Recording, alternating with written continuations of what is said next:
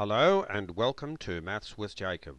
This lesson will focus on reading and writing decimals. The previous lesson introduced the idea of place value with decimals. This video will look at how to read and write decimals. Examples. Say each of the following decimals in the correct manner. Now the first one, we have a 4, a decimal point and a 3.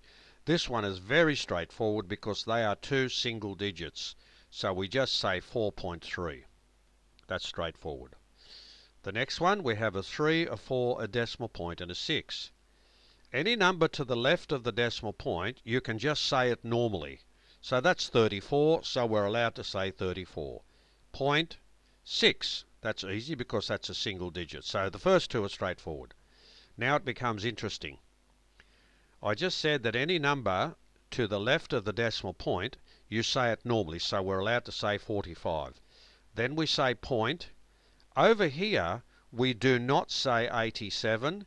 We have to say each digit individually.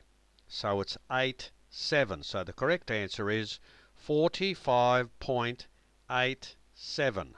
That is the convention. In a similar manner, a 4, a 6, a decimal point 1524, 46.1524.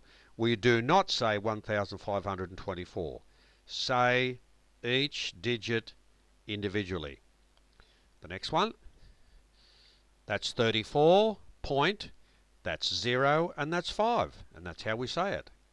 That's 46.002. So that's the convention. It's quite straightforward once you understand what's going on.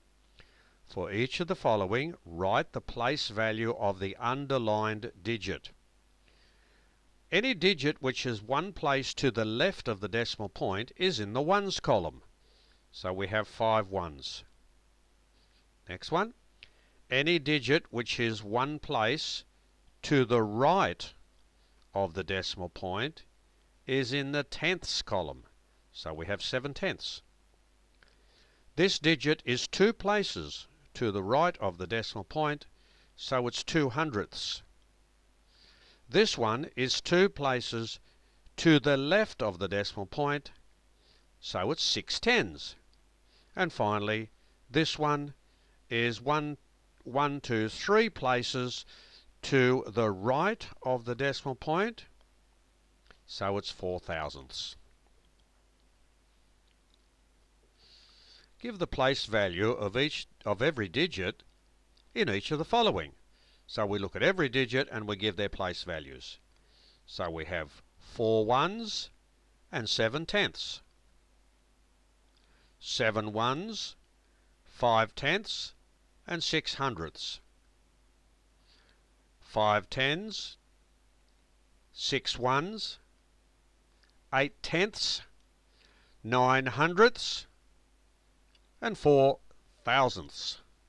And finally, change the following money amounts to a decimal format. Now here are some words, and they tell us that we have $35.26. So they are words. Now to write it using numerals or numbers, we have to put the dollar sign. Remember we say 35, right? $35, that's how you start off. $35 and 26 cents. Now you're allowed to say 26 because we're talking dollars. If that dollar sign wasn't there, we'd just write 35.26. But because we're talking money, we're allowed to say 26 cents. $68.05. There's your $68. Now 5 cents is 5 out of 100. So the 5 is in the hundredths column. 0.5. So $68.05. And $57, there's your 57. There are no cents, so you put 2 zeros. So this video has introduced us to a few different exercises where we can practice reading and writing decimals.